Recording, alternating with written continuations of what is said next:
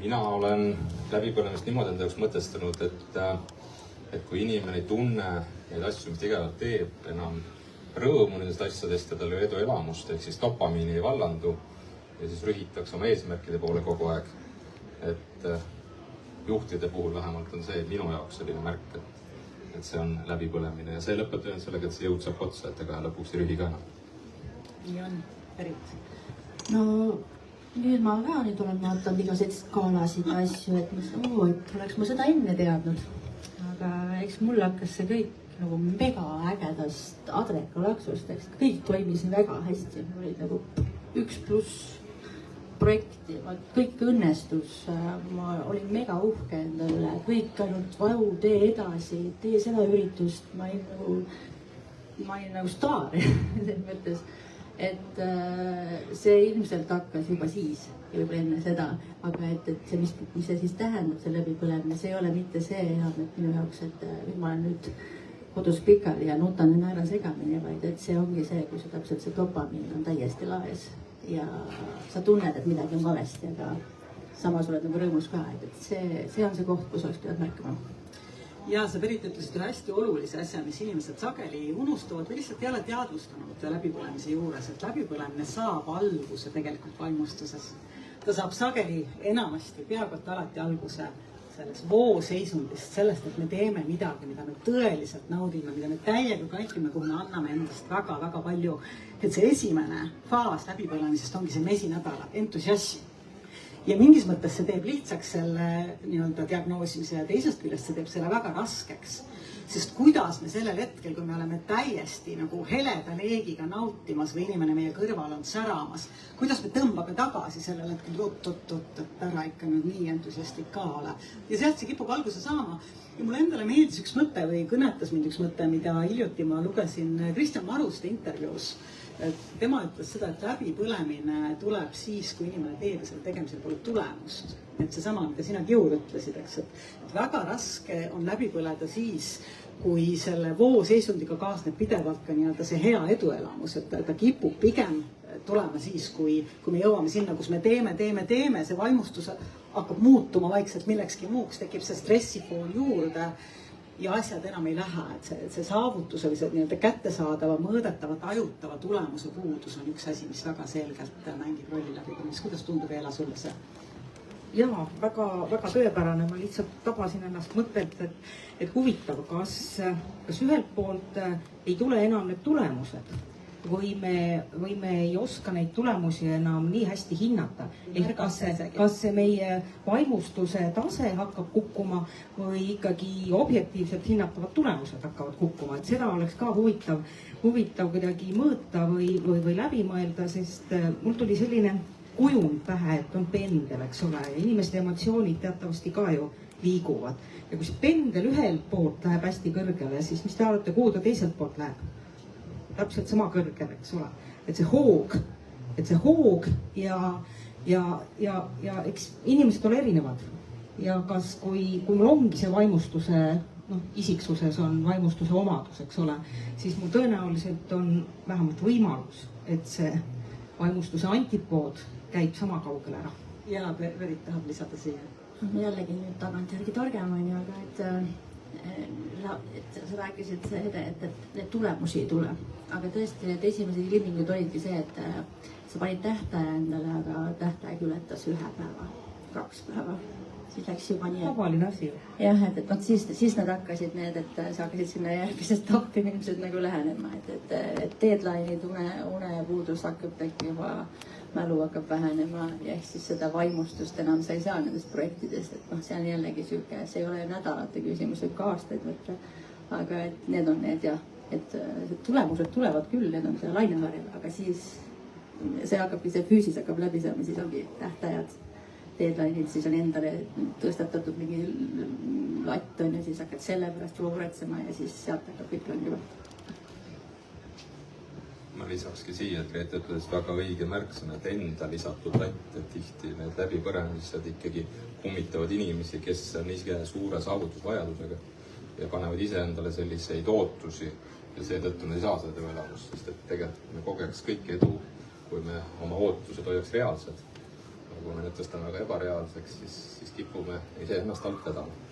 Veel üks huvitav mõte siia otsa sulle, et seesamane nii-öelda tunnustus või selle tulemuse saamine, et kuivõrd me seda oskame endale teadvustab ise ja kuivõrd me jääme ootama, et teised seda teeksid. Ehk kui seda teistelt ei tule, et kas me oskame seda ise endale anda.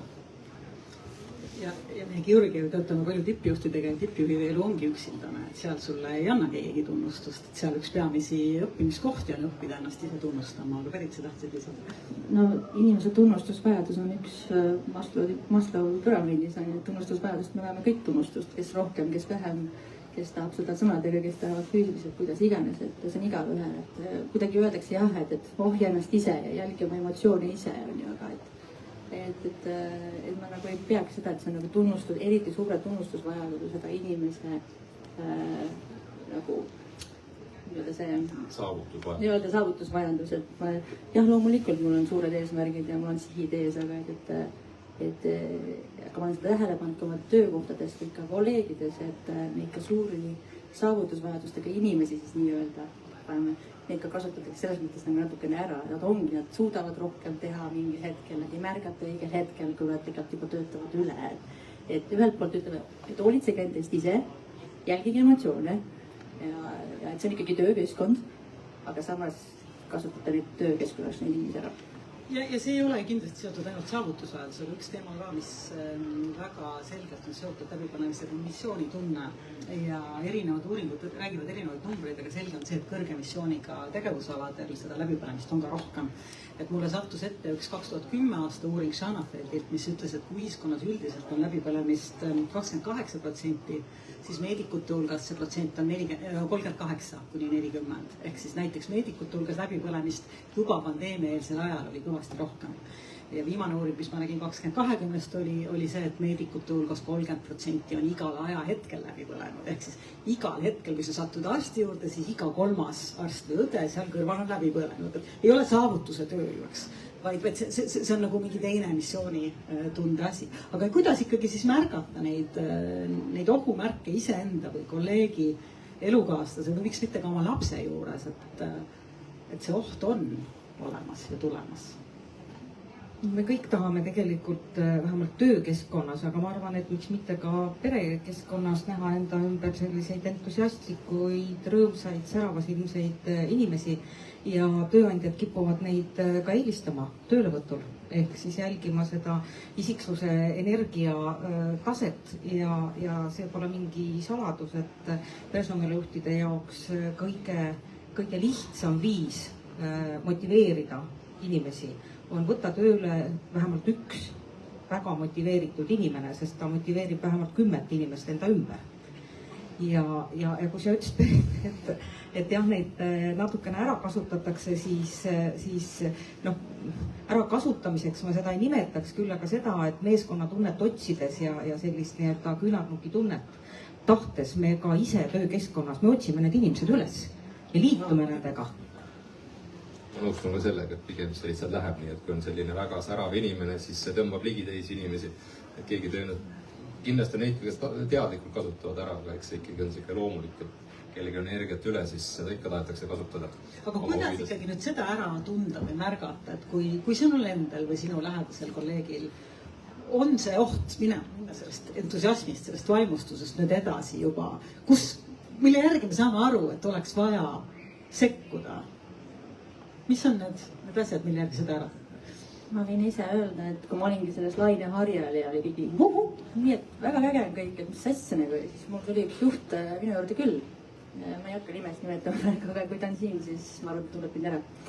Et ütles, et Berit, oled sa kindel, et kõik on hästi, et ma tead, mis asja, muidugi. Mis sul küsid ja ükskõik, kes mu juurde küsima tuli, et kuule, et sul nagu lappab, et sa millestki muust ei räägi kui tööst ja jah, sära silmisega.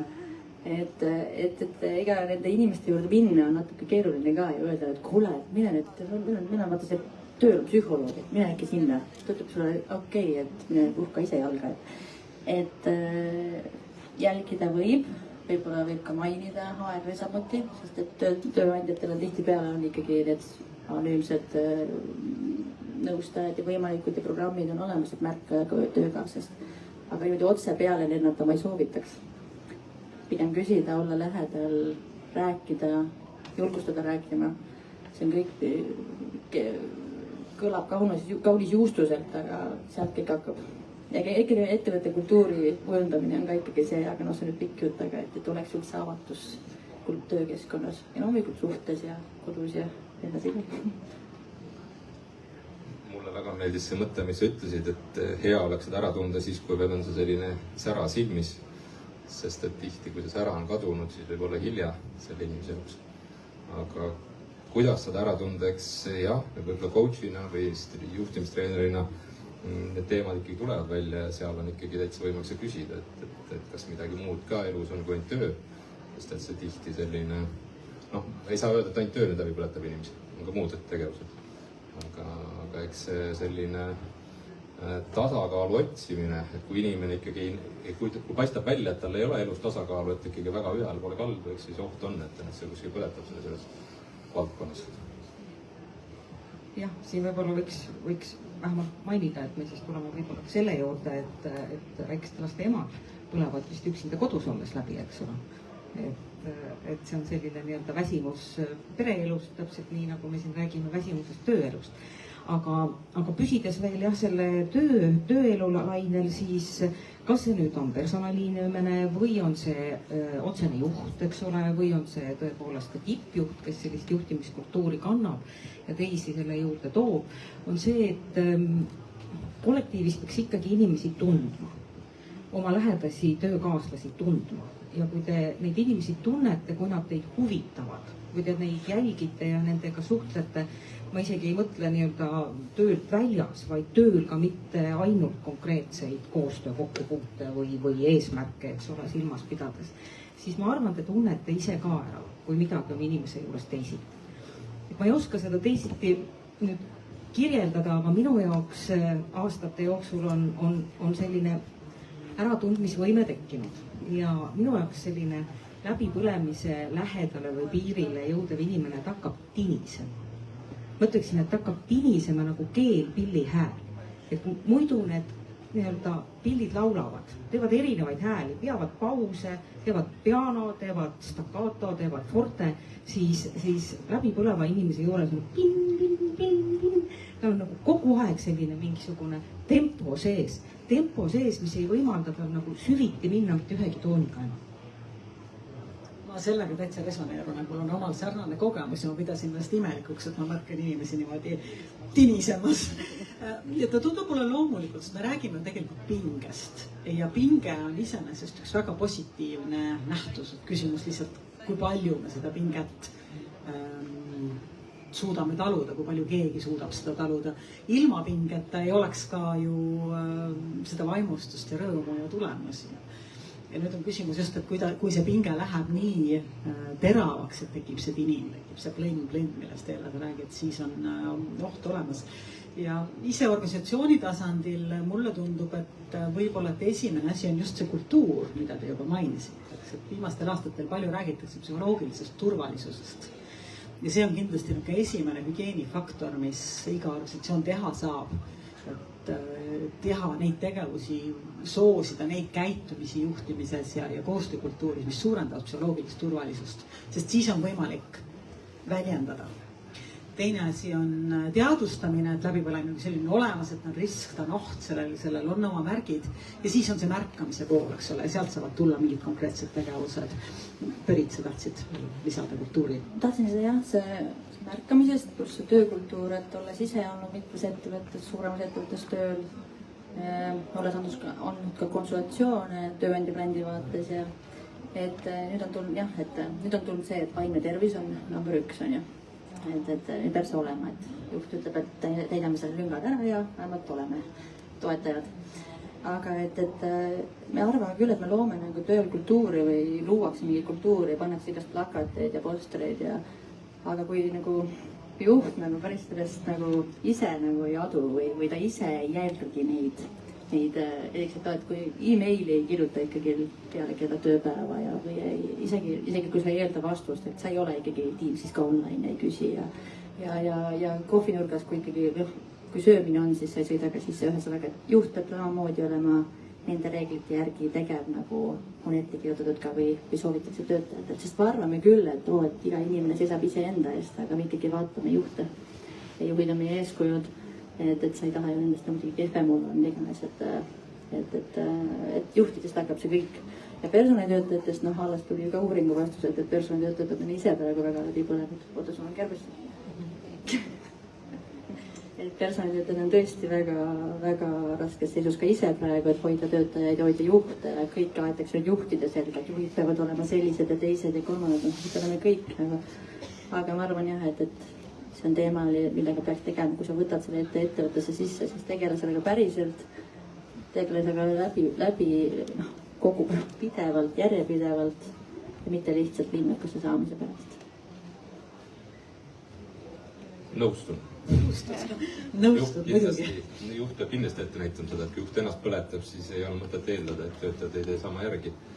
Teine asi, mida üks juht peaks kindlasti looma oma organisatsiooni kultuuris, on see, et inimesed julgeks tulla ise rääkida. Sest et kui inimene räägib ja ta ära kuulata või midagi järgne, siis üldiselt me ei räägi neist asjadest. See on ka üks asi, mida on tihti juhtidel raske mõista, et see tuleb aega võtta, ära kuulata ja sellele peavadki järgnema sellised positiivsed tagajärjed, sest see on kultuuri loomine. Ma võtaksingi siit sõnasabast kinni ja tooksin nüüd teemaks, et mida siis saaks tegelikult töökeskkonnas teha.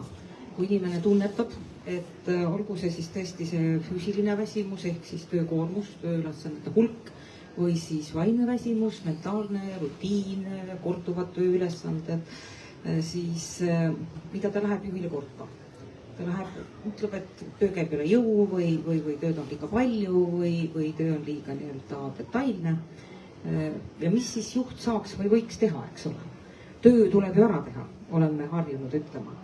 Ja seepärast minu viimased 10 aastat, kui ma need eelmised 15 leidsin suuremates ja väga suurtes organisatsioonides igatpidi tööd korraldades, siis viimased 10 aastat ma olen nagu ise endale tööandja olnud ja aitan organisatsioonidel leida pigem neid lahendusi, kuidas siis nii ütleme äri või riigihalduse seisukohalt kui ka inimeste jaoks seda kombinatsiooni või seda win-win'i situatsiooni leida. Ehk siis jah, töö tuleb ära teha, aga me ei pea seda vanamoodi tegema seda tööd. Et me saame seda teha tänapäeval ka tehnoloogia abiga, ka oma enese sellise nutikuse abiga teistmoodi. Ja kui mind tutvustati siin portaalis pildi peal kui 4-päevase töönädala propageerijad, siis tegelikult minu suhe 4-päevasesse töönädalasse, ma kirjeldaksin seda Eesti kunstiklassiku Priit Pärna abil. Ma ei tea, siin on võib-olla inimesi, kes on seda pilti samuti näinud. Minule see jättis kustumatu mulje, kui Artium nüüd lahti tehti mõned aastad tagasi, siis seal on tore kunstigalerii ja seal oli siis perekond Pärna näitus. Ja seal olid suured pildid kilplastest ja üks pilt kujutas siis kilplasi tellingutel suurt maja ehitamas ja üks küsib teiselt, et mis sa arvad 4-päevasest töönädalast? Teine vastab, mulle sobib rohkem kolmapäevane. Ma vahest resoneerun täitsa selle mõttega, mulle sobiks ka kolmapäevane töönädal. Küsimus ei ole, mitu päeva selles töönädalas on, vaid küsimus on selles, et nii palju, kui me töötame, me peaksime mõtlema, kuidas me selle töö saame vajalikul kujul ära teha. Küsimus ei ole päevades, küsimus ei ole ajas, küsimus on selles, et tõesti mõelda, kuidas teha tööd ootustele vastavalt ja samal ajal nii, et meie hingele midagi pakuks. Ma isegi võiks öelda, et juhid võiks olla ambitsioonikamad, vaadata, kas see töö saaks võimalik vähese ajaga ära teha. Kolmapäevaga. Samal ajal jälgime neid, kes on need eriti ambitsioonikad, kes teevad 24/7. Ma arvan, ma võisin vahepeal 2 päevaga teha ka nädalatöö ära, aga neid peab jälgima. Ja eks üks mure ju läbipõlemise juures on see, et sellega kõigega selle, mis me rääkisime, emotsionaalse väsimuse kui ülisusega, sellega kaasneb tegelikult oma jõudluse langus. Ja kui me juba sellest hetkel oleme jõudnud, kus see efektiivsus kukub ja see jõudluse langus kukub, siis nagu Kius enne, et siis on juba palju raskem midagi muuta. Et väga palju on küsimus selles, kuidas me õigel hetkel seda märkame, kuidas me loome selle keskkonna, et me saame aru, et midagi on vaikselt kõrbemas. Aga vahepeal kuulajatele ka, et paljud teist on ise kogenud midagi sellist, mille kohta te julgeks arvata, et see läheb kuskile sellesse läbipõlemise skaalasse. ikka väga palju, meil on siin muidugi valim on ka kallutatud, te tulite selle teema juurde, sest see teema teid huvitab. Mõtteid või küsimusi, mis praegu on tekkinud meil siin lavalistujatel? Väga tore oleks jah dialoogi pidada.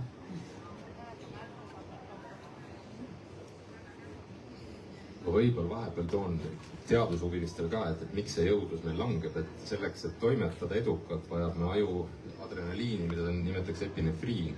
Ja kui me dopamiini vahepeal ei saa, siis me jookseme piirajasse ja seda ei tule enam piisavalt peale ja siis me kõik ei jõua enam oma pingutusi teha. Kui me eduelamusi ei saa, siis see on ainult aja küsimus, kui jõud saab otsa. Et see on see, miks me läbi põleme, et me ei oska võib-olla endaga mõjuvad eesmärke panna, paneme liiga ambitsioonikaid eesmärke, need jäävad veel saavutamata ja jõud saab otsa. Ja soovitused iseenesest on ju väga lihtsad, eks, mida teha olukorras, kus on oht läbipõlemiseks või see juba käes, need soovitused on hästi lihtsad. Seal on sellised puhkuse ja tööelu tasakaalu ja elustiili teemad on 3 peamist soovitust. Esiteks peab vabastama ennast stressoritest, teiseks tuleks tagada taastumine läbi lõõgastuse ja spordi ja 3. väga lihtne asi on perfektsionistlikest ideedest lahti laskmine. Ja justkui kõlab paberil imeilus ja siis me lähme seal praktikasse, et ma mõtlen tagasi omaenda läbipõlemiskogemusele, mis oli COVID-i esimese laine lõppedes. Me olime Põhja-Eesti Regionaalhaigla vastutas Põhja-Eesti ja saarte tervishoiu turvalisuse üle, juhtisime meditsiinistaapi ja kõiki haiglaid Põhja-Eesti ja saarte piirkonnas. Kuulusin haigla kriisistaapi ja sellel ajal, kui see laine käis või kui pinge oli üleval, me suutsime kõik sooritada ülima nagu tasemega. Adrenaliini peatsused oli väga-väga palju. Ja läbipõlemine tabas meid tegelikult siis, kui see laine oli läbi. Kui tööpinge lõppes ära, staabikohtumisi enam ei olnud 2 korda päevas, ohtu polnud kuskil ja siis me kukkusime kokku. Et see on nagu see, ja kuidas siis nüüd ütled, et laseme lahti perfektsionistlikest ideedest, tagame lõõgastumise läbi taastumise ja spordi, et see jääb sageli paberile, et kuidas seda nagu tegelikkusesse tuua? Mis on teie kogemus selles osas? No, mul on igasuguseid häkke, mida ma kasutan. Üks asi on see, et ma vaatan ka tihti üldse töökeskkonda just sellepärast, et muuta seda hetke olukorda keskkonda. Vahetab töökeskkonda, väga hea soovitus, räägi sellest lähemalt. See on hästi lihtne. Ma vastavalt tujule valin, kus ma tööd teen. Õnneks mul on võimalus, mul on erinevad kontorid, kus ma saan käia, mul on erinevad ettevõtted jutud. Aga sellise teine asi ongi see, et kui ma ikkagi tunnen mõni päev, et täna ei ole see päev, kus sa pingutust teha, siis ma võtan selle päeva ja tegelen, lähen lastega. Sõidan Haapsallu kuskile iludusse kohta ja et see, eks igaüks peab enda jaoks leidma, aga ma olen nõus, et see esimene samm on see teadlikkus. Et ma ei saa küll öelda, et ma olen kogenud läbi põlemist, aga ma tean, et ma olen seal serva peal ennast viinud, sest et ambitsioonid on suured tihti ja selline teatud, meil ei ole küll ATH teema siin, aga tõenäoliselt tagantjärgi on öelda, et see ATH lööb ka välja, kus sa ikkagi tahad kõigega tegeleda ja paned endale kogu aeg neid tegevusi peale. Et see teadlikkus, et kuidas me inimestena funktsioneerime, see mind isiklikult aidanud. Ma saan aru sellest, et kus ma ikkagi olen oma piiridele lähenemas, siis ma pean muutma midagi. Ja see eeldab ka, üks asi on teadlikkus ja teine asi on tähelepanekus, et sa märkad, mis sinust toimub. Mis on minu mõelest üks nagu esimesi lihtsaid samme. Mõtle korra läbi, kui palju sul endal on planeeritud aega iseendaga suhtlemiseks. Kas sul on kohtumine iseendaga kalendris iga nädalaselt? Ja kuidas sa seda kasutad? Sest kui sa ei võta teadlikult seda aega, kui sa ei planeeri seda koosolekut iseendaga, siis sul ongi väga raske märgata, kus sa tegelikult asud oma tegemistega, kus sinu energiatase asub, kus sinu saavutusvõime asub. Et see on nagu esimene soovitus, mis ma oskaks anda, et lepi endaga kokku aeg, millal sa vaatad endasse, millal sa vaatad tagasi oma tegemistesse, vaatad edasi oma eesmärkidesse, just selle poole pealt, selle lahkuse kaudu, et kus ma tegelikult praegu asun, kui täis minu patarei on, mida ma hetkel vajan selle jaoks. Berit? No, toon siis nagu kogemusnäituse. Minu juhtus see krõks 2018. Hetkel on 2023, ma ei usu, et ma olen täielikult paranenud veel, aga ma olen väga suure hüppe teinud. Kui ma oleks kuulanud seda sama juttu, mis te praegu just rääkisite või mis te rääkisite, siis istuks seal, siis ma ütleks, et okei, ma olen vaadanud, mis mujal toimub, et ei jõua seda teooriat enam kuulata, et ei näe ka nagu nii mu pea sisse, et hinga ja võtta aega ja et seda tuli igalt poolt. et lihtsalt viide sellele, et see, mis su ajus toimub nendel aegadel, kus sa oled seal piiri peal juba, siis see ei ole enam ratsionaalne. Aga kindlasti ma ei hakanud kohe siis hingama ja kohe ma ei jooksnud terapeudi juurde ja et eks loomulikult need esimesed, mis on need kättesaadavad asjad, peod ja peoga tuleb alkohol ja alkoholi tuleb tervis halvemaks ja said aru, et need ka ei ole päris head, onju. Et siis uni jääb ja siis töö halveneb ja nii edasi, aga loomulikult ma läksin ka ju teraapiasse ja psühholoogi juures käin siiamaani. Olen siiamaani ravi peal, et taastada oma, kuidas ma ütlen, mu psühholoog, Helena Nass on mu psühholoog, tervitusi temale. Ütleb hästi, et meie keha on justkui nii-öelda operatsioonisüsteem lihtsalt. Ja kui ta käib mingit vana koodi pidi, siis ta jääbki seda käima. Ja et tänu nendele, kui mind pandi hetkel ja siis mingil hetkel ravi peale, et ma saaks ennast taastada ja seda operatsioonisüsteemi nii-öelda ümber häälestada. Ehk mul oleks energiat seda teha. Et siis sellepärast. Ja siis ma käingi, ma teen oma teraapilisi hingamised tulid sinna mängu siis ja harjutused igasugused. Ma ei jaga kindlasti mingid, mis nüüd tegema peab, sest igal inimesel on erinevad põhimõtted ja väärtused. Võite mind hiljem kuskilt kinni püüda, siis ma võin rääkida ka tasakesti. Aga eks ma otsisin viise, mis mind aitavad, et eks ma käisin ühte, teist ja kolmandat kuulamas ja neljandat kuulamas ja proovisin, et mis mind kõnetab ja kuna ma olen ise siuke loovinimene, siis ma joonistan palju, et mis mind nagu maandab ja on raskeid hetki, oli ka alles hiljuti raskem hetk, et mul tuleb neid triggerid ikka, et ega see nüüd kohe nüüd korras ei ole. Aga kui ma tagasi vaatan ja sellepärast ma täna siin olen, et on võimalik välja sellest tulla ja palju tugevam. Et leidke lihtsalt, kindlasti jätke vait, rääkige ja leiate õige seda, mis teid aitab. Mina olen ühes ettevõttes töötanud järjest pea 12 aastat ja siis ma olen ka paljudes ettevõtetes töötanud lühemaid aastaid. Ja nüüd ma 10 aastat tegelikult olen ise endale tööandja ja töötan mõnes kohas 1,5 aastat, samal ajal kusagil 0,2 koormusega veel paaris kohas, annan veel koolitusi, teen midagi muud, teostan personaliotsinguid. Ehk ma olen sinna jõudnud, et ma nüüd tunnen iseennast ja ma tean, mis on minu jaoks kõige tugevam motivaator ja minu jaoks on see tegelikult isiklik sõltumatus. Et ma saan mingil hetkel valida ja teha midagi, mis mulle tõeliselt väärtuslik on. Ja ma arvan, et ega selle läbipõlemise kogemusega on ka nii, et ühelt poolt te nii palju tõstsite kätt, eks ole, et te olete siia tulnud teades, jõudnud piirile, kogenud midagi. Teisalt, kuidas te seletad seda inimesele, kes seda kogenud üldse ei ole? Ehk see ei ole asi, mida gripivaktsiiniga saaks ära hoida, eks ole. Et mingil hetkel sa pead ikkagi ise olema nagu kriimustada saanud. Et sa hakkaksid seda kartma ja tahaksid selle eest ära liikuda. Ja ma arvan, et see on tõesti iga inimese selline tunne ennast või õpi ennast tundma. Ehk siis, mis on sinu motivaatorid ja jälgi eelkõige neid.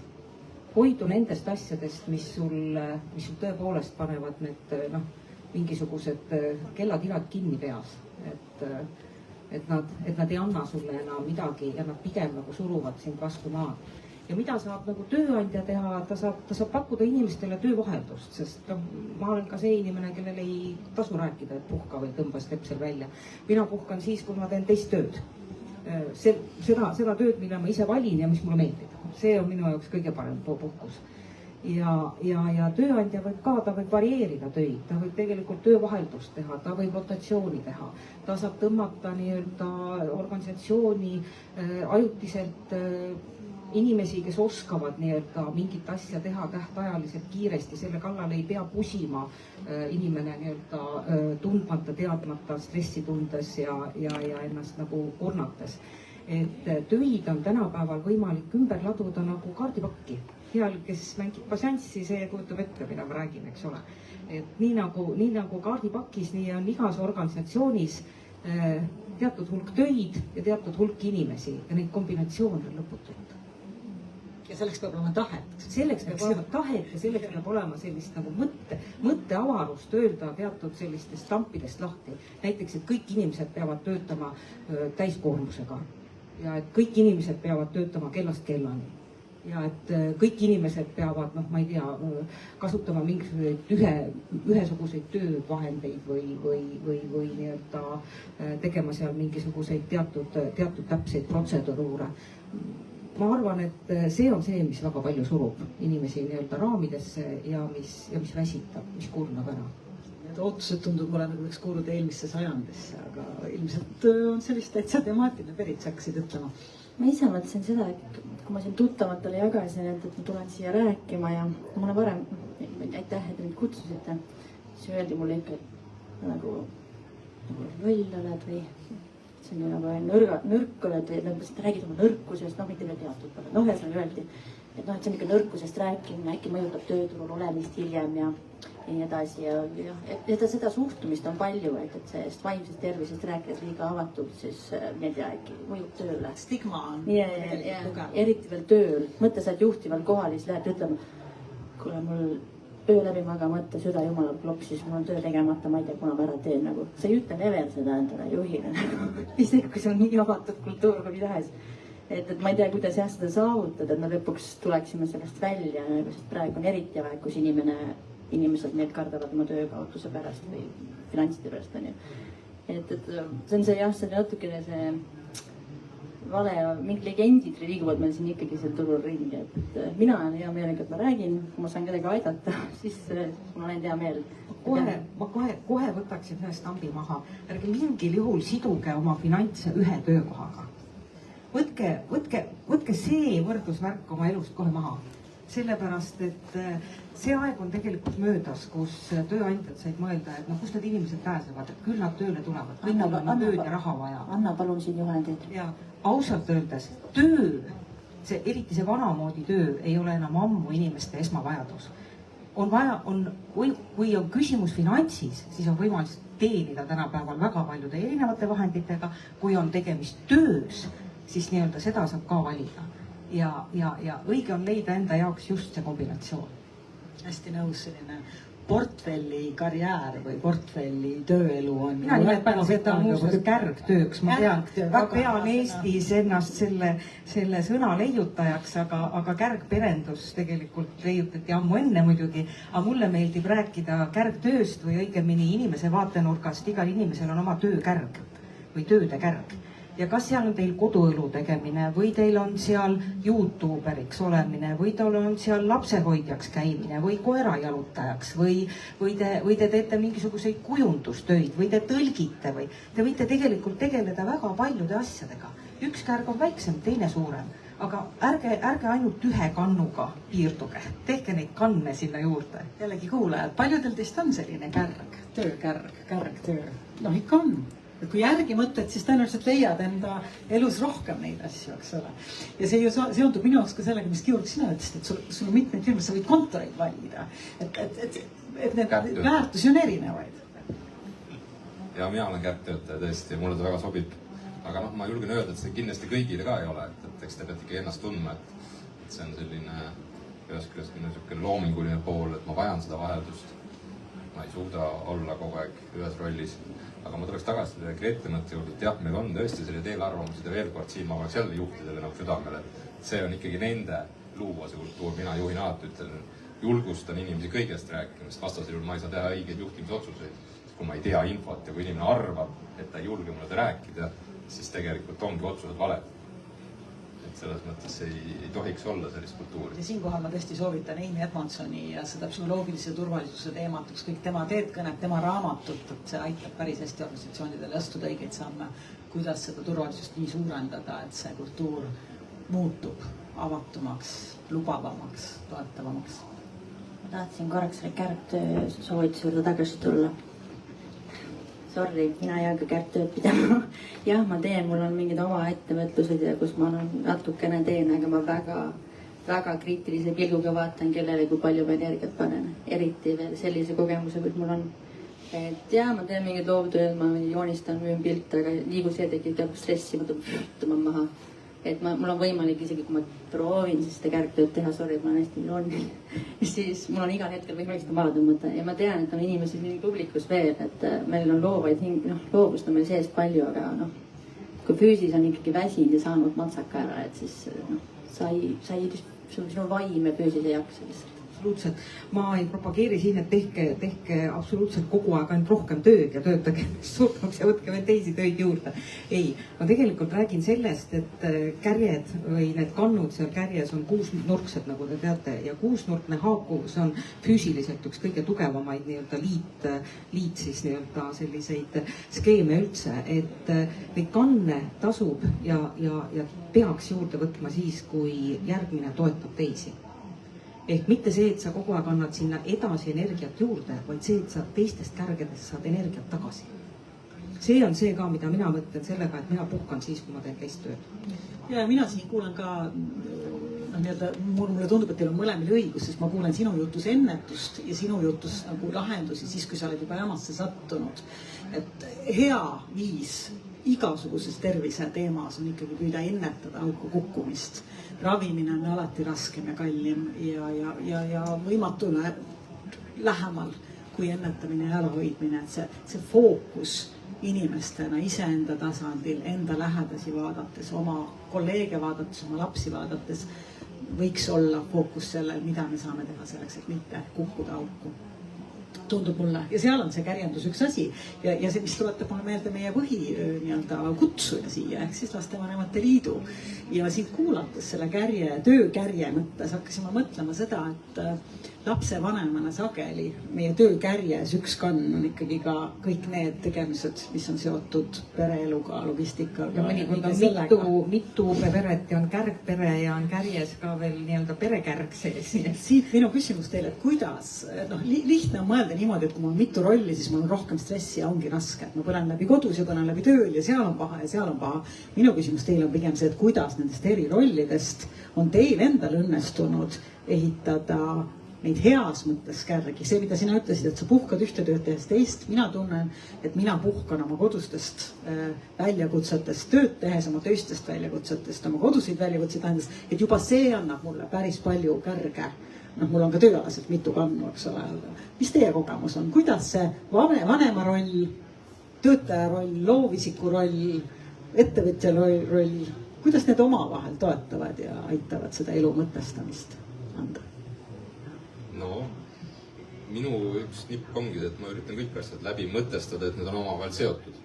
Ja kas või seda, et kui ma midagi avastan uut, mõne juhtimispraktika, mida tahaks proovida, siis ma näiteks proovin seda kõigepealt laste peal, sest nad on ausad. Nad ütlevad mulle otse, kui nemad ei usu millessegi. Et seetõttu, eks mina need oma kärgi niimoodi tasakaalus hoiangi, et ma ikkagi üritan, isegi kui ma võtangi uue tegevuse, siis ma otsin neid seoseid, et nad omavahel ikkagi täiendaks üksteist. Et ma ei proovi kunagi nagu vastassuunas joosta, põgeneda millegi eest, sest kui ma tunnen, et ma pean millest põgenema, siis on aeg loobuda sellest. Et see on, ta on ikkagi tasakaalu otsimine pidev. Ja ma ei ütle, et see on kerge, aga ma ütlen, et see on hädavajalik.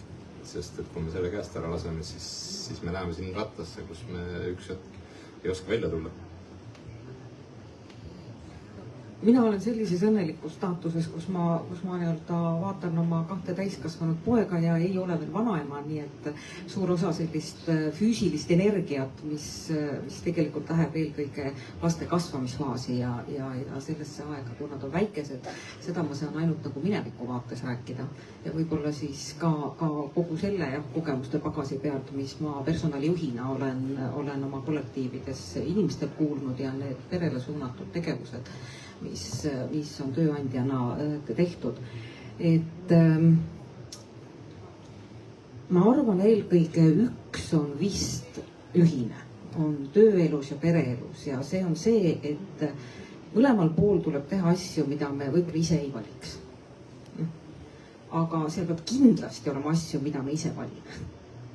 Mingid asjad on need, mis peavad teile seal meeldima.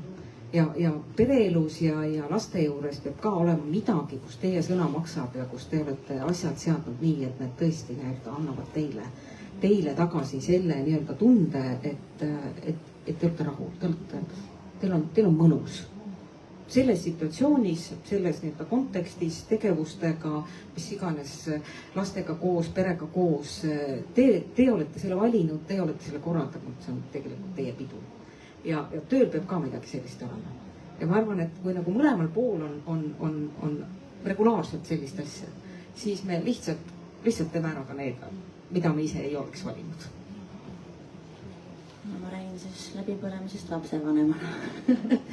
Mina sain 2015 oma esimese lapse kärperega, aga tuleb kaasa mul veel 2 last.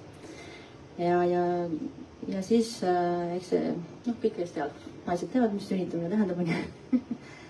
Ja siis tööle tuli tagasi saada, lapsele tuli hoiukoht saada, kõik teavad, kuidas see meil käib, on ju, Horstiga. Ja tööle tuli minna ja edasi, et eks see hakkas sealt juba tegi kulmineeruma. Aga mingil hetkel, kui ma selle krõksaktus käis, siis ausõna, siis laps oli see, mis mind tegelikult hoidis üldse jäämaks ja edasi toimetamaks, et asi läks võib-olla nii kaugele. Et selles osas ma ütlen küll. Et see oli, ja mida ma nüüd, mis ma nüüd saan öelda ja mida võib-olla, kes tunnevad, et ma räägin kellelegi midagi, mida ta tunneb ennast ära või kes on läbi elanud, et mida ma oma lapsele teha, et mida ma ise teen, on see, et ma õpetan, ma ise ju paranen samal ajal praegu, aga ma õpetan oma lapsele praegu suhtlema, rääkima mulle juba väiksest peale, et laps teab, et kuidas ta ütles, et kui ta on kurb, et ta teab, mis on kurbus ja viha, mis on viha, et me rääkisime selle läbi. Mina olin väike, siis ma läksin teise tuppa pidi minema ja nutma ennast välja ja siis ise arvama, mis mu viga oli. Aga et see, kuidas minu lapsed nagu kodus räägivad ja omavahel räägivad, et seda ma investeerin, seda aega ma investeerin oma lastesse, et nendel oleks selle võrra lihtsam, et nad oskaksid oma väljendada oma tundeid õigetel momentidel ja neid põhjendada. Et see on tulevikus mulle parem, neid kasutades, nad ei varsti on teismelised siin juba ja neile endale tulevikus, et ma saan siis oma kogemust ka nende käega ja neid siis võib-olla säästa. Ja me kõiki, nad hakkavad ju meid juhtima. Mul meenus üks selline suure uuringu tulemus, kus siis üritati aru saada, et kui on väga edukad inimesed olid, et mis nendel siis lapsepõlve otsiti, mis nendel ühine joon oleks, mis seda edu võis siis tagada. Ja see on mind väga aidanud, see teadmine just lapsevanemana, aga tegelikult ka muidu see tasargu hoida. Et see ainuke asi, mida nad välja oskid tuua, oli see, et nende vanemad olid lapsepõlves sellel hetkel, kui nad nendega tegelesid selles hetkes, et nad ei tegele millegi muuga ja laps tundis, et päriselt. Ja aeg on oluline, et oli see 10 minutit, 15 minutit, 20 minutit. Ja kui mina selle teadmist sain ja hakkasin seda kasutama, siis see on väga hea ka oma tööasjadest lahti laskmine. Ja sellel hetkel, kui sa lähed ja oled selle lapsega ja mängid taga selle autoga seal kas või 20 minutit ja sa päriselt keskendud sellele, siis see vabastab ka väga palju muid pingeid. Et kahepoolne kasu, lapsel tulevikus parem ja endal ka lihtsam elada. Hästi nõus ja mina omalt poolt ütleks kogemuslikult juurde, et tegelikult see sama täistähelepanuga kohalolu, nii nagu ta on oluline sinu lapsega, nii nagu ta on oluline sinu kaaslasega, samamoodi on see oluline tööasjus ja töökaaslastega.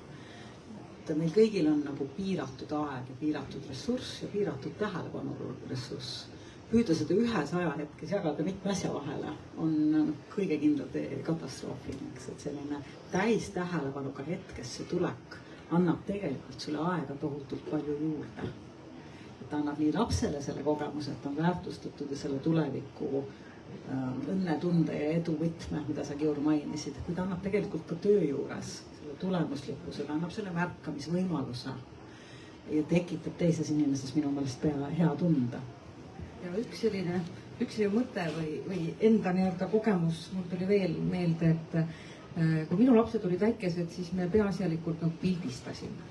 Ja need fotod läksid albumisse, mul on mees rohkem või vähem püüdnud nii-öelda 10 albumeid süstematiseerida reiside ja erinevate üritustega ja me leidsime aja ja me tegelikult sirvisime ja vaatasime neid koos ja me elasime need positiivsed sündmused nagu teist või kolmandat või neljandat korda läbi. Need olid nii head, no sa ei saa neid raisku lasta, eks ole. Nad ei ole ainult ühekordseks tarbimiseks, nad tegelikult on kestvad. Ja tänapäeval on juurde tulnud nii palju videosid ja erinevaid nii-öelda selliseid jagamise viise. Võib-olla jälle me nagu ka vaatame neid hetke ja pillame nad näppude vahelt ära, kui neid ikkagi hoida ja tuua taas pinnale mingite hetkede tagant. Üks minu väga tore Soome sõber sai hiljaaegu 70 ja ta pidas juubelit 2 pool lahte, Soomes ja siin Eestis. Ja Eestis ta palus külalistel tuua endale kingituseks ühiseid pilte meie minevikust. Me tunneme tõesti aastakümneid ja ta palus 2-3 pilti, mida me ise temaga naudiksime kõige enam.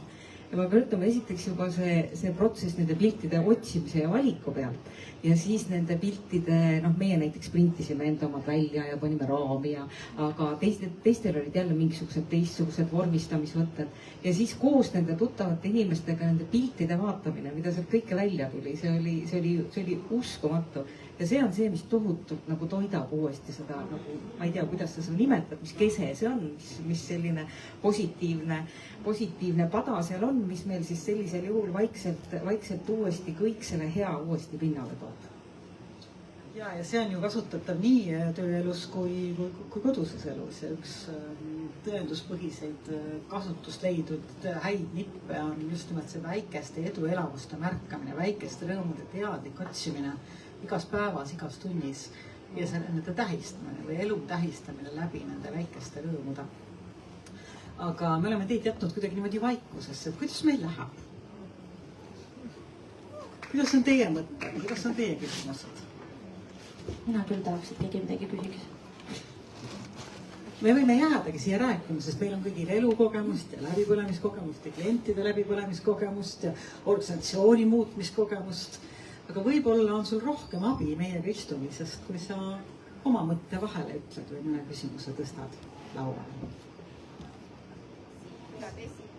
Ma küsiks siis, kuidas seda kohalolu saavutada, kui tulevad töömõtted koju kaasa või vastupidi mingid koduteemad tööle kaasa?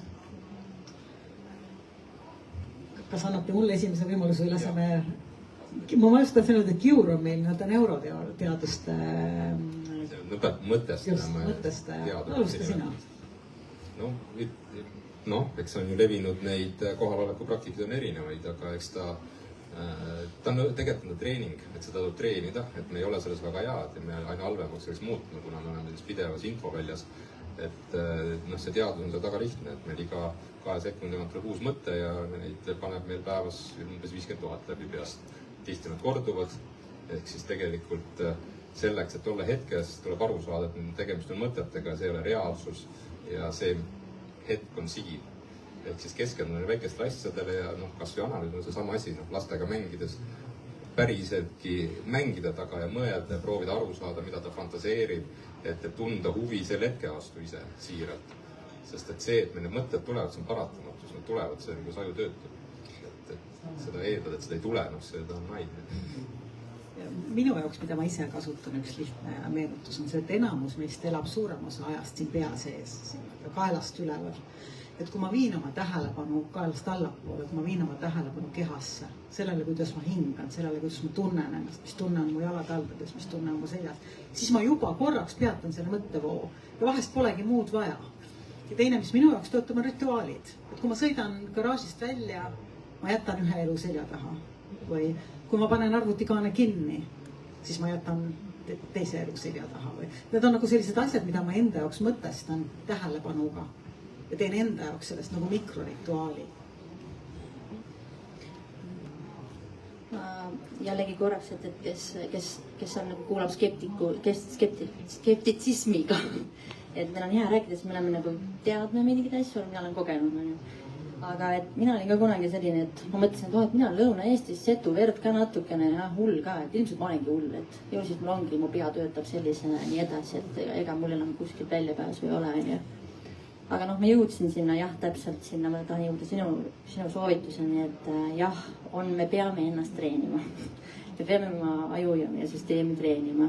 Ja kui ma just lõpuks sain selle esimese sähvatuse ära, et isegi ma saan juhtida oma iseenda emotsioone ja oma heaolu täpselt mingite kindlate harjutustega ja mida teha algul on, et kas istuda poti peale, nii et okei, ma teen selle harjutuse ära, nüüd ma teen neid harjutusi päevas, ma arvan juba 1000 kordi, see millisekund. et see just, et ma sain siis selle teadmise, et need on olemas harjutused, mis mind aitavad. Et noh, et selles mõttes, et see on nagu esimene, sest seal ma sain selle, et oi, et mina ei ole ikka see hull setutüdruk on ju, et on võimalik ennast ümber treenida, et selles osas ma kirjutan alla. Ma tahtsin vist siis seda nüüd öelda. Ma selle treenimise juurde ütleks ühe meeldetulatuse veel, et treenida tasub siis, kui on head ajad. Treenimist ei saa sinna jätta, kus on stress, pinge ja keerukus. Pinge olukorras me kipume regresseeruma tagasi oma nii-öelda default settingute või nende algomaduste juurde. Õpitud oskused pinge all kipuvad kaduma ja kahanema. Ehk siis mida paremini sa heas olukorras treenid endale sisse need toimetuleku oskused ja mehhanismid, seda suurem tõenäosus on, et pinge hetkes sa suudad võtta selle murdosa sekundit, kus sul tuleb meelde, et sul oli mingi oskus ja sa hakkad teda otsima. Sest kui see aju juba läheb, kui see ajukeemia juba paneb sinna minema, siis tõesti nagu sa Berit ütled, et siis on hilja hakata nii-öelda harjutus, see meeldigi, et harjutus olemas on. See on lihtne nagu võrreldes, kui mul on lapsel nohu, siis ma hakkan talle tegema sinepi jalavanne kohe. Kui mul on endal nohu, mul tuleb see 5. päeval meelde. Ja sama on iga muu asjaga, kui sa oled nagu augus, siis jah. Ja sa tahtsid teile öelda? Ja ma pigem siis jah, vastan ka küsimusele nii, et ma ise kipun ka selline rööprähkleja olema ja mind ka need mõtted külastavad väga erinevates situatsioonides. Mõnikord ma klassikalise muusika kontserdil mõtlen päris mitu head tööasja valmis. Sest need mõtted on nii head, et ma ei raatsi neid peast ära ajada. Mõnikord ma jälle ajan mõtted peast ära. Ütlen stopp, nii-öelda tõstan ta kõrvale. Mõnikord töölaua taga mul on üks selline värviline märkmeblokk, siis ma kirjutan lihtsalt märksõna sinna märkmeblokki ja kleebin endale nii-öelda seina peale ja siis ma pöördun sinna tagasi, aga ta ei lähe mul kaotsi, eks ole. Aga selle kohaloleku minu jaoks väga hästi illustreerib ära täiskasvanu eas lauamängude mängimine. Kas te olete mänginud lauamängu? Head, korralikku, põnevat, rasket lauamängu viimati? Vot selles lauamängus te olete kohal. Te ei saa olla, te ei saa mingeid mõtteid endale lubada. Et see on totaalne tund või 1,5 või kui palju hasarti jagub, eks ole, kui pikk või keeruline mäng või kui hea seltskond on, kui palju veini on, eks ole, kellel mis jooki sinna juurde. Lauamängus tuleb see selline lapse mängurõõm jälle tagasi ja neid mänge on nii huvitavaid tänapäeval. Nii et seda võiks küll igaüks treenida, kui on meelest ära läinud, mida tähendab hetkes olek. Võtke korralik seltskond, 3-4 seltskond ja laenake mõni korralik keeruline lauamäng. Siinpool ma ütlen ka seda, et kes lauamängus, kui ei ole, ma ise hakkasin purje surfi tegema. Mul oli just surfi soovitus. Sa pead vaatama. Ja siis ma käisin ronimas. Sa oled, ühesõnaga see tegevus peab olema selline, kus sa peadki lihtsalt saad sunnitud, mütsi kukud alla või sa kukud kuskile. Et see tõesti, siis on pärast tuled maha sealt, on ju, lihased küll valutavad, aga tunned, et aju on, lõdvestus toimus küll, et selles mõttes ükskõik mis tegevus siin nõuab täis tähelepanu. Isegi tänapäeval minust auto juhtimine on see. Aga et jah, et mis niisugune asi küll. Ma võin harjutus anda. Kuidas treenida kohalolu? Saate suu magusas ka. Võtke üks tükk šokolaadi, pange suhu ja laske sulada, ärge närike. Nii iga, kui ta suus on, kogu aeg mõelge, jälge, kuidas maitse muutub, suurus muutub, mis sealt tuleb, kuidas. Kui seal on mingi šokolaad või see mingi vahvritükk veel sees, millal see puutub vastu keelt või suulaga. Oodake ära see aeg ja nii seda treenitaksegi. Jupp ja treenitakse kohalolu. Minu jaoks on parim abimees seal see 99% šokolaad, sest sellel reaalselt ei ole muud moodi maitset. Seal on närides maitseb nagu puukoor, aga kui sa lased niimoodi Curie meetodil sellel sulada, siis on seal terve maailm paradiisi. Aga meil on, Berit, tahtsid ma samale küsimusele veel vastata või ma tean, et meil on teine mikrofon ootel juba. Ma annan, jah, võtke küsimus. Et mind pani mõtlema see pendliteooria, et kui meil eksisteerib see antipood, siis see muudab kuidagi vastuoluliseks selle vaimustuse tundmise ja entusiasmid, kas siis nagu igasuguse vaimustuse juures peaks seda nagu mingil maal ka kartma, et nagu sellele järgneb mingisugune läbipõlemine ja et kas siis nagu üldse vaimustada enam ei saa, et igasugune tegevus ja igasugused emotsioonid jäävad sinna kuhugi vaikse tiksuma. Ei, nii ma ise ka kindlasti ei tahaks. Aga ma võib-olla siis ütleksin, et kiikuda on ju äärmiselt mõnus ja suure hooga kiikuda on veel mõnusam, aga üle võlli käia ei ole väga mõnus. Et ma arvan, et see üle võlli nagu käimise eeltunnetus peaks nagu olema. Et me võime ka oma emotsioonides minna üle võlli. Ja siis ta on seal antipoodis, eks ole.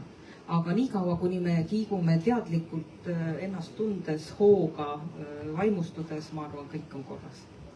Vaata, eks pendel või kiikumine, need on ju metafoorid. Metafoorid ja mudelid, see on alati lihtsustatud pilt maailmast.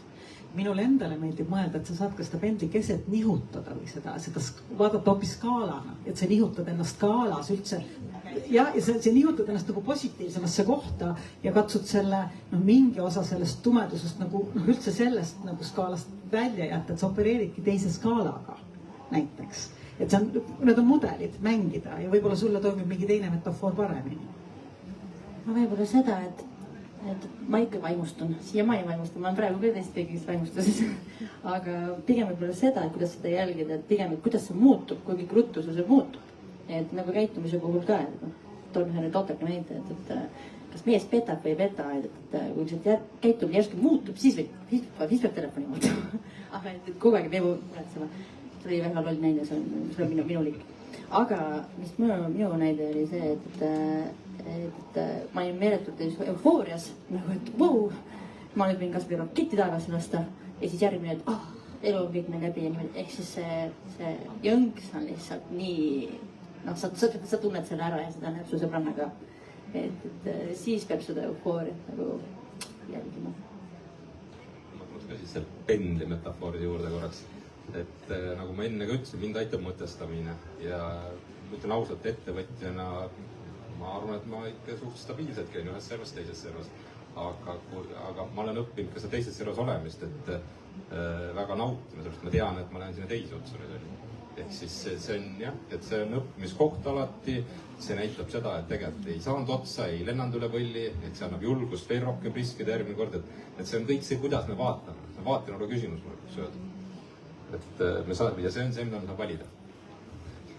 Vaatenurka saab valida ja mulle endale tundub seal veel see mõte, et kui see pinge on olnud suur ja ma olen teinud suuri asju ja siis tekib see kukkumine, siis tegelikult ka seal on võimalik olla lahke iseendaga ja öelda endale, et tegelikult see kukkumine on ka tore, sest ma olen selle ära teeninud, selle pausi nüüd või mis iganes siis sellega kaasneb. Et väga palju sõltub mõtestamisest, nagu Juur just ütles, et see raamistamine, mõtestamine, vaatenurk, kuidas veel on võimalik sellest olukorrast mõelda, mis veel on võimalik minu jaoks selles hetkes. Et küsimused appi, mitte lihtsalt fikseeritud tumedus, eks ju. Küsimus on jällegi nüüd selles, et kui mul on väga halb, kas ma mäletan, et küsimused saavad aidata või ma olen lihtsalt väga paigas. Ja seal võib-olla tuleb see küsimus, et kui hästi ma olen ehitanud oma võrgustiku, kas seal on neid teisi inimesi, kes oskavad märgata, sa ütlesid, Pirita, et selle sõbranna paneb ka tähele, eks ole. Meil üks teema täna on siin, kuidas teises inimeses märgata läbipõlemist, kuidas teisel abiks olla.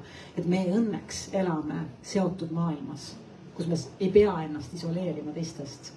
Ja see nii-öelda suhete võrgustik on uuringupõhiselt ju ka üks tõsisemaid tervise ja õnnetunde garantiisid, et see hästi pikk longitudinal Harvardi ülikooli uuring, mis eks ole tehti, mis ütleski, et inimesed, need, kellel 50-aastaselt on kõige paremad suhted, need 80-selt on kõige tervemad. Et head suhted tagavad väga palju. Ma just sinna tahtsin jõuda, üks pikaajalisi saladusi on tugevad sotsiaalsed suhted. Selles mõttes, kes tahab pikalt elada, hoidke häid suhted. Looge neid ja hoidke. Ma siinkohal ütlen ka seda ära, et kui sa hakkad läbi põlema või üks tunnus, mis mul oli ka, et ma hakkasin eralduma. Et kodukontor tuli üks variant ja sõpruskonnast ka. Et ei tahtnud seda paha tuju kellegiga ju jagada, et kõigil oli nii tore, et laste sünnipäeval läheb. No kuidas läheb? No hästi. Mis ma nägin sinna? Ja et eneseisolatsioon on üks ohume. Et võib-olla selgus mul paljud, kes on mul head sõbrad, ma arvan selle jooksul, kes on jäänud, vist ilmselt head sõbrad, aga et lõppude lõpuks oligi, et mind tegelikult suhteliselt käe kõrval veeti. Et see enesetunnistamine või et see olukorra tunnistamine ei olnud väga lõpuni väljas, ei olnud väga nagu noh, see oli nii, et sa saad aru, et midagi on jamasti, et ei olnud enam varianti, see inimesed olid nii palju põimutanud, et sind juba kuhugi viia, no mitte nüüd hullumajja teraapiasse ja inimese juurde, kes hakkab sind lahti pakkima. Et aga see jah, kui sul sõbranna hakkab juba eraldi, juba nädalaid, kuid ei tule juba välja või paha olla, paha tuju, see on juba suur märk. Võib-olla jah, nende selle must-valge kontrasti juurde veel selline mõtisklus, et sellest pingefaasist nagu tühjusesse kukkumine, sellest on ju näitlejad palju rääkinud. Ehk siis näitekunst on see, mis sünnib ja sureb ühes õhtus, ühel laval. Ja paljud maailma tippnäitlejad, ka Eesti omad, Rita Ever, kadunud proua, on ju sellest rääkinud, kuidas ta annab endast laval kõik. Ja siis ta läheb ja ta, noh, mida ta siis teeb? Tema vist läks kas külma vanni või läks ta sinna nii-öelda õhtul. No igal juhul igal nii-öelda näitlejal on oma mõtted, kuidas ta sellest nii-öelda surmast uuesti nagu fööniksina tõuseb. Et ükski näitleja ei loob oma elukutsest seetõttu, et tal on väga raske õhtu peale seda, kui ta on andnud väga hea etenduse. Ehk nii-öelda nad tulevad sellest spiraalist uuesti välja ja nad säravad jätkuvalt. Ehk see on ka võib-olla see hea hoog, eks ole, et kui ma olen nagu ühel pool, ma tegelikult tean, et ma liigun teisele poole tagasi ja selle võrra tugevamalt. Ja minu jaoks hästi kogemuslikult tuttav teema, millest sa räägid. Võib-olla toetaks seda poolt, et ma siia tulin, siis ma enne ka rääkisime omavahel, et see ei ole mingi halalugu, mida ma tulen rääkima. Et loomulikult on see raske olnud ja kõigil, kes seda tunnevad, ma elan teile kaasa, et ei ole üksi, aga tõesti, et see teeb väga palju tugevamaks neile, kui sa sellest välja tuled, et võib tunda vahepeal lootusetus, aga sa tuled sellest välja ja siis sa tunned, et see on ikka mega power on sul. et pigem ma jagan seda, et te tulete välja või kes tutvuvad, nad tulevad välja ja nad veel tugevamale. Kas me vastasime sulle? Veel mõtteid, küsimusi? Aitäh, väga põnev arutelu on olnud, et ma tahtsingi tegelikult pooleli küsida seda, mida te juba vastasite, et kuidas läheneda siis, kui sa tunned, et sa oled selles apaatses seisus. Aga võib-olla siis üks lisaküsimus siia juurde, et kuidas teha vahet, et kas ma olen jõudnud sinna apaatsuse seisu või siis tegelikult see töö, mida ma praegu teen, ongi lihtsalt ennast ammendanud ja mul oleks aeg võib-olla hoopis järgmisele põllule minna. Aitäh. Räägime pärast. Me võime kohe siin, ma mõtlen kõva häälega. Päris kindlasti ei taha niiviisi nagu diagnoosi anda, eks ole. Et seal peab nii-öelda, põhimõtteliselt on kusagil 5-6 küsimust, millele nii-öelda vastata ja millele ausalt nii-öelda vastates tuleb nagu välja, et kas sa natukene käid nende roosade prillidega ja mõtled, et nii-öelda homme on parem. Või sa ikkagi nii-öelda mingil hetkel enam neid roosasid prille ette ei pane ja peab nagu midagi muud ette võtma. Aga sinna nii-öelda sügavuse koha pealt ma ütleksin, et nagu, kuidas see on optimisti ja pessimistiga vahe, et nii-öelda pessimist ütleb, et enam halvemaks minna ei saa, optimist ütleb, et saab küll.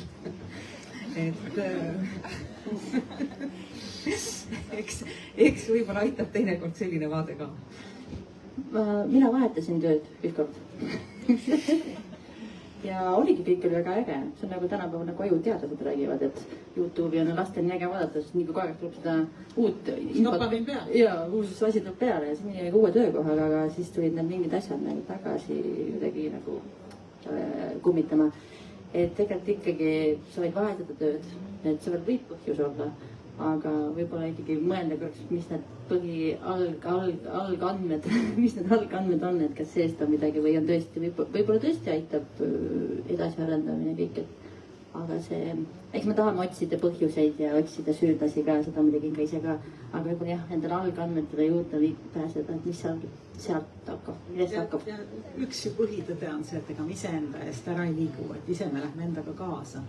Mis mu meelest vahest aitab sellises olukorras, kui inimene on mõtestamas, et kas see töö või see roll, kas viga on äkki rollis. mina kipun siis tagasi liikuma selle nii-öelda sisemise motivatsiooni põhikomponentide juurde, et Edgy ja Ryani uuring ütles, et inimese sisemisel motivatsioonil on 3 olulist osa. Üks neist on tähendus ja mõju, et see, mis ma teen, et sellel on mingi suurem väärtus, see kannab, seal on tähendus sees. Teine on iseseisvus, et mul on seda tehes endal mingites piirides midagigi otsustada. Ma tunnen, mul on mingi iseseisvuse vabadus seal. Ja 3. on areng, et ma saan aru, et seda tehes ma muutun paremaks. Ma näen seda liikumist.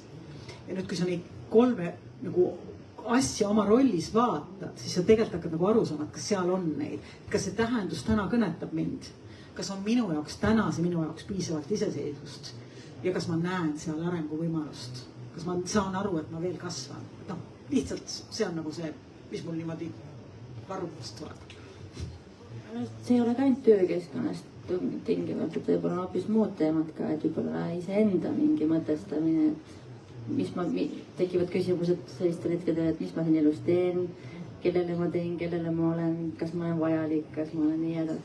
Et noh, et me ei saa ainult kõike nagu tööle nagu suunata, et ja selle teistele suunata, et hästi palju see enesekesksuse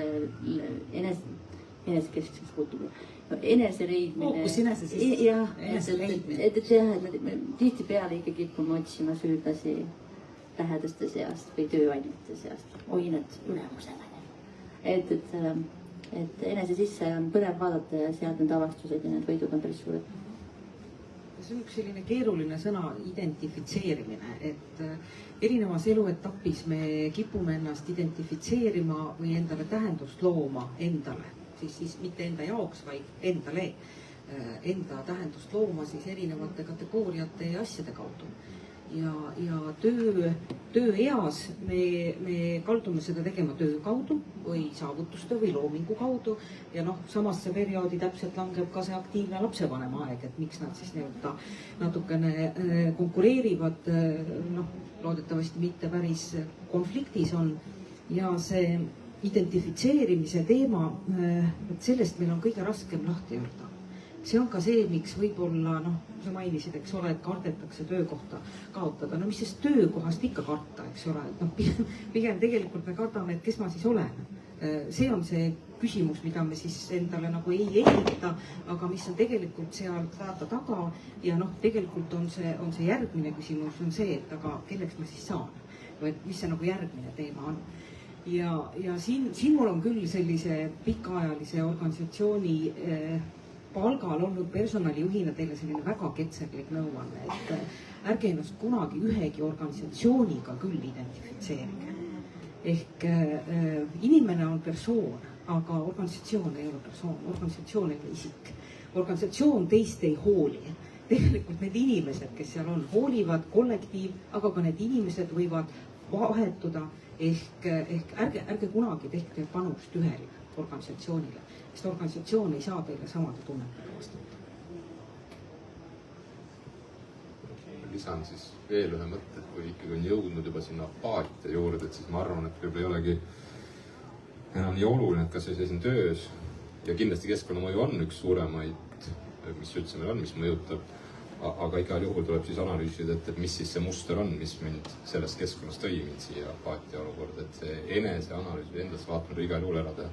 Sest kui me oleme väga teadlikud endast, siis ei saa ükski töökoht meid sinna viia, siis me lähme ära sealt töökohast ja kui mingil põhjusel me oleme ise lasknud sinna liikuda, et see on ikkagi oma muster, mul kindlasti olemas. Nüüd on lihtsalt minu poolt sulle see küsimus, et apaatia olemus on ju see, kus ma enam ei hooli. No tegelikult ükskõik endast, keskmaaldast, kõigest muust. Mis tuimus, et mis võiks olla see, kuidas ma siis ennast Münchhausenina sealt soost ikkagi juukseid pidi välja tõstan, kui ma tegelikult ei hooli, et ma olen soos. Et mis siis jääb, mis siis nagu võimalus on, see on võib-olla üks huvitav küsimus nii neuroteaduste kui inimeseks olemise vaates. Täitsa nõus, et tegelikult see on tõenäoliselt selline staadium, kus ise enam ei hooli sellest tõesti. Et siis on väga vaja neid inimesi enda ümber, kes aitavad seda, leida seda, mis iganes teis on enda sees. See, mida on vaja selleks, et edasi liikuda või õigem tagasi liikuda, et olgem ausad, sest et see ikkagi see protsess on vaja läbi käia. Ja jõuda sellesse kohta jälle, kus me tunneme, et meil on see huvi ja soov olla töötada. ma tahaks naiivselt loota, et lastevanematel on siin üks salarelv või eelis. pidi just ütlema, et järel tulev põlv annab meile sinna pehmesse kohta ühe müksu, sest nende kõrval kunagi oli selline naljasaade nagu Pikker, ma arvan, minu põlvkonna inimesed veel mäletavad seda, noortele ei ütle see midagi, aga Pikris oli üks kas see oli Hugo Hiibuse või kellegi teise meie Eesti karikaturistide pilt oli täpselt see, kus all oli järeltulev põlv ja siis oli üks uppis Peppu ja siis oli niiviisi nurga all põlv. Et ega see põlv on hea asi, see ei lase meil nagu magama jääda. See lükkab meid eest. Vaadake töökohal nii-öelda noori ja siis nii-öelda mõtelge, et mida te tegelikult peate tegema, et nendega ühte sammu pidada. Kes on noored? Et teile mitte jalgu jääda. Kes on noored? Minu jaoks on noored ka 30-aastased. Suurbritannia uuring ütleb, et keskega algab 55-aastasel. Absoluutselt. Enne seda on noored. Olen ka noor. No ma tahtsin korraks mainida seda, et mis hetkel siis ennast upitada, on ju. Et noh, inimene on siuke mugavuse loom, on ju, et seni kuni kuskilt ei pigista ja ei kõdita, siis ei liiguta, on ju. Et mingil hetkel see läbipõlemise läheb ka sinnamaani, kui see annab juba füüsiliselt märku kehas. Et ärevus, kui selline tekib suurem, siis tekib südame pekslemine. Ma saan jälle rääkida, ma ei ole arst, räägin enda sellest kogemusest, et pulss on kogu aeg 90, isegi kui istud korraks niisama arvutiga maas. Aga kogu aeg on tunne, et tulid Ironmehelt, kuigi pole kunagi käinud. Ja siis südametorked, pearinglus, ja siis lõpuks oligi see, et sa tunned, kas sa minestad ära kohe või mitte, et siis sa sattusid ka arstide hoole alla, on ju.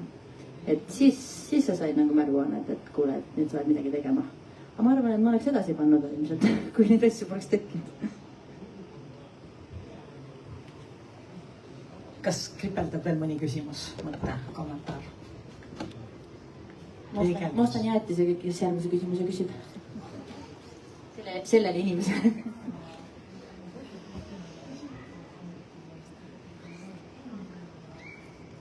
Aga siis mul on nii hea meel, et me oleme palju küsimusi suutnud ära vastata loodetavasti, aga minul on küll üks küsimus ja see küsimus on selline natuke pikem siin kokkuvõtteks.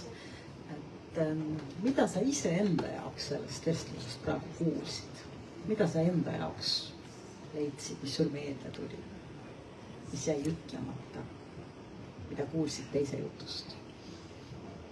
Mina tundsin, et üks asi jäi katmata. Ja ma ise seda kohe korraks mainisin alguses, et ma olen ravi peal, on ju.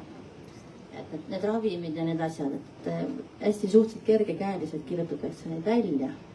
Perearstide poolt need rohtused, aga ärge nagu, ma soovitan pigem mitte, et pigem need ravimid, need aitavad, need on aidanud mind ka, aga need töötavad koos enne kõike teraapiaga või sellise arstliku järelevalvega ja siis ehk siis, et ma saan samal ajal tehnikaid harjutada, harjutused ümber programmeerida oma süsteemi, on ju, et lihtsalt rohtusid võtta ja algul maitsevad kibedasti ja teevad halva oleku ja ei aita ka, ei sobi mitte miski, on ju, et see peab olema arsti järelevalve all, kes on selline kliinilise psühholoogi järelevalve kindlasti tehtud, et see ravimite järgi jooksmine ei ole kohe nagu abi.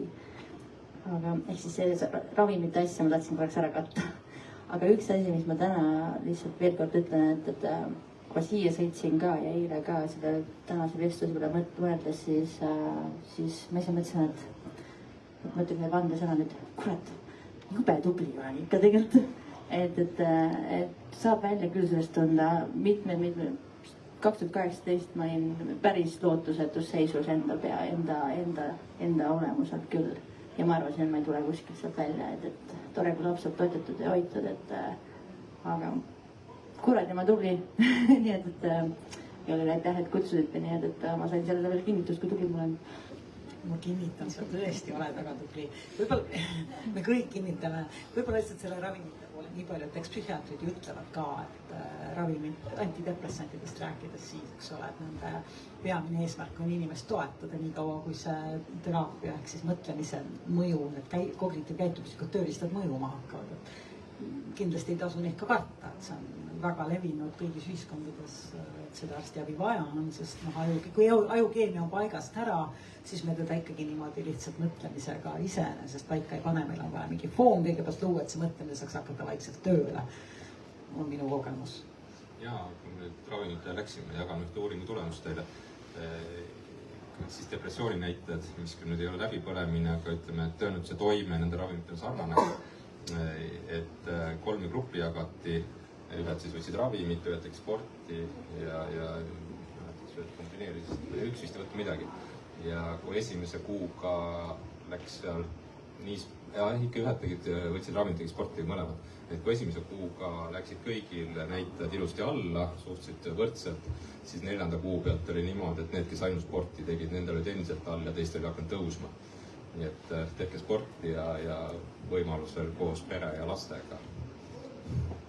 Seal on veel üks teisest uuringust, eks ole, Seligmanilt tuli juurde see, et 3 positiivse asja märkamine iga päev, et selline õnnetundepäevik, et paned õhtul kirja 3 asja, mis sellel päeval oli hästi. Väike tuli korraks välja, selle emaili jõudsin ära saata ja laps sai õigel ajal kooli näiteks. Ja on ka juba väga hea päev, et see järjepidev asi, lisades liikumisele spordile juurde, juba hakkab tasamisi parem. Kusjuures ma nüüd raputan endale liiva pähe, ma tegin mingi aeg väga pikalt seda, et läksime õhtul lapsega magama, pojamuga kuskil siin. Et ütlesime, et mis 3 asja, mis läks hästi ja läksime ka 3 asjast, mis läks halvasti. Talle väga meeldis see, Eestis rahustas maa, viis lainele, aga nüüd ma pean seda kuusi tegema. Soovitan soojalt. Aga tagasi selle küsimuse, mis sa enda jaoks kuulsid siit sellest vestlusest? Mis sind kõnetas? Mis sa kaasa võtad? Mis mind kõnetas ikkagi, et kaasa võtan seda, et tuleb ikka kõik jätkata ja see on, et meil on ikkagi tublisid inimesi, kes on sellega hakkama saanud ja ma ikkagi olen õnnelik, et tõenäoliselt minu mingisugune selline alalhoiu instinkt on mind sundinud ennetamisega tegelema, sest et üks maha, ma usun, et see ei ole kerge. Uuringud ju näitavad seda tegelikult, et paljud ei taastugi 100% töövõimeks ei taastu pärast seda. Et selles mõttes see ei ole kindlasti midagi kerget ja eks ka see tore on alati seda, et on mõttekaaslasi ja et me ikkagi saame aru, et on inimesi, kes panustavad igapäevaselt oma tööga sellesse, et meil oleks rohkem neid juhte ja selliseid organisatsioonikultuure, kus päriselt ka selle asjaga tegeletakse, need ei oleks loosungid, nagu ütles ka ette, et see ei ole ju, asi on päris, et see, vaba. Jah. Et eks see võtan selle kaasa, et tuleb edasi tegutseda, aga siin ei olegi midagi muud. Mul kõigepealt, nagu ütlesin juba rööprähklejana, väga hea kogemus ollagi 1,5 tundi hetkes. Ehk olla siin, rääkida sellel teemal, püsida selle juures, arutleda koos teiega, kuulda toredaid küsimusi. Et ega seda muidu endale elus ju väga ei luba, eks ole, et 1,5 tunniks ei istu maha ja ei jää oma mõtetega. Ja seesama teema, et mina nagu mõtlen rääkides, et nii tore on, kui keegi midagi küsib, aga nii tore, kui keegi arutleb kõrval ja hakkab ka ise nii-öelda mõtlema ja räägid samas välja, loodetavasti mitte liiga segaselt ja mitte väga rumalasti. Ja siin juba puudutatud oli seda sama sotsiaalset poolt ja suhete poolt, et bioloogiliselt me oleme ikkagi nii-öelda karjas arenenud loomad. Ja meil on vaja seda sotsiaalsust ja ma arvan, et meid kõige paremini kindlasti aitavad rohud ja kindlasti aitavad teraapiad, aga kõige paremini aitab meil tegelikult see, kui me saame neid emotsioone jagada. Ja me saame sellele õige nagu vaste ja me tajume, et me ei ole üksi selle murega. Ma arvan, et see jagatud teema on mulle nagu kõige olulisem ja nii paljude inimestega koos, et suur aitäh meid kuulamast. Ja sa ütlesid väga olulised 2 asja, ma isegi ütleks, üks asi on see jagatud mure. Me saame aru, siin enne oli jutt, et stigma ja et võib-olla inimesed ei julge tunnistada oma vaimse tervise probleeme, läbipõlemine on raske. Kui me saame aru, et see on levinud probleem, et kui nagu iga 3. arst on läbipõlenud, nii öeldakse, jah, et see on tavaline osa ühiskonnast, huvitav, kui paljud personalitöötajad. Ei tea, ei oska öelda, aga uuringud kindlasti olemas. Et see juba ainuüksi selle teadvustamine, et see on jagatud probleem, ma ei ole üksi selle murega, et see vähendab seda stigmat. ja teine asi see, mis sa ütlesid esimesena, eks ole, et selle nii-öelda rääkides kuuled iseennast. Et see on ka üks tükk, mis sa võid kaasa võtta, et kõneledes kuuled iseennast, et sa ei pea tingimata minema kliinilise psühholoogiga rääkima, aga mine kolleegiga või sõbraga koos kõndima. Kõndimisel on üks hea eelis, ei pea otsa vaatama, isegi Eesti mees suudab rääkida kõrvuti kõndides. Et minu jaoks võib-olla COVID-i kõige suurem võit oligi see, et me hakkasime tegema kõnnikoosolekuid. Koos kõrvuti kõndides väga raskeid teemasid saab rääkida. Kui pikem retk ette võtta, siis esimene pool tundi võib täitsa vait olla isegi. Lihtsalt ühele lainele minna. Ja kõneledes kuuled iseennast, kuuled teist ka. Võib-olla saad isegi mõne hea nõuanda või toetava sõna ja selle tunde, et sa ei ole üksinda. Et mina ka olen väga tänulik, et te võtsite selle aja. Perit, ma näen, et sul on meil on aega. Ma ühe nipi saan veel anda.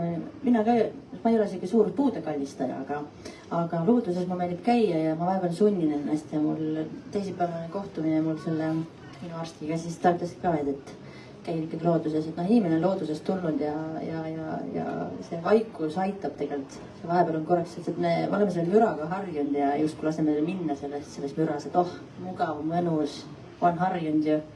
Aga siis, kui lähed loodusesse vaikusesse korraks, siis see ikka aitab hästi palju. Et mingi kõndige merevuhinas ja tundub totter, väike asi, tasuta, tehke, minge, lähme. Aitäh teile. Aitäh teile kuulamast. Kas on veel mõni küsimus, mis on tekkinud meie viimastesse minut? Oi, ma näen ühte, võtame selle ka kindlasti.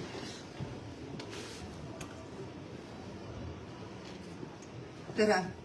Minul ei ole küsimust, aga mul on pigem selline kommentaar, et mul on ka krooniliselt läbipõlemise läbi teinud ja tahaks öelda seda, et minu psühholoog ütles sellist asja, et tegelikult ise me ei suuda ennast terveks ravida, et ikkagi on vaja medikamentset ravi, sest ja on vaja teraapiaid ja on see, et me võime isegi hetkeliselt tunda ennast paremini ja siis nii kui me satume jälle kriitilise olukorda, siis kohe käivitub kõik. Et tegelikult sõnum on see, et tegelge enda vaimse tervisega ja hoidke ennast. Aitäh ja see abi on ju tegelikult tõesti olemas, et tänases Eestis, ma saan aru, et võib olla raske saada aega psühhiaatri või kliinilisel psühholoogile, aga näiteks peaasi.ee on suurepärane veebisait täis puhtaid ressursse, mis iga kell aitavad ja sealt saab niimoodi kõndima minna, otsima seda, mida just sina vajad. Nii see looduse soovitus, nii liikumise soovitus, nii jagamise soovitus, nii märkamise oskuse harjutamine siis, kui sul on kõik hästi, on tegelikult väga abiks selleks, et seda kõige suuremat kriisi ennetada. Kui kõige suurem kriis olemas on, et siis sealt ka niimoodi jõulisemalt edasi liikuda. Jah, ma ütleksin tõesti ka sellise mitmekesisuse märksõna, sest tulles selle definitsiooni juurde tagasi, millest me rääkisime, et läbipõlemine tekib ikka siis, kui me oleme fokusseeritud ühele väga olulisele eesmärgile või ühele väga suurele valdkonnale töös või mis iganes. Ja kui siis see alt veab ja mingeid muid pidepunkte ei ole, mitmekesisus on see. Isegi tööl ei saa kellegagi rääkida, siis keraamikaringis saate või ei tea kus. Eesti mehega. Mõnikord saab. Saab küll. Nii et suur tänu teile tulemast ja küsige siis nööbist kinni võttes. Nööpe meil kedagi küll ei ole, aga neid küsimusi, mis suures ringis ei julgenud või ei tahtnud küsida või avada, siis oleme veel mõne hetke olemas ja soovime teile kõike head ja ilusat siin Paides ja väljaspool Paidet. Aitäh! Aitäh teile!